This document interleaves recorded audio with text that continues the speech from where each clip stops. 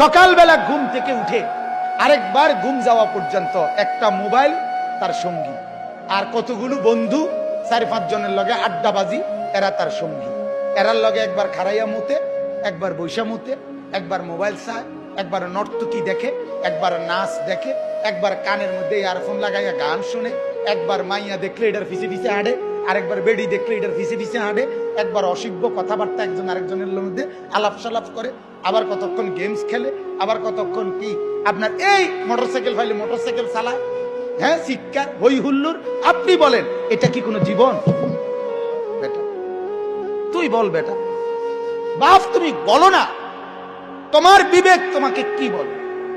এটা কি একটা মানুষের জীবন হইতে পারে?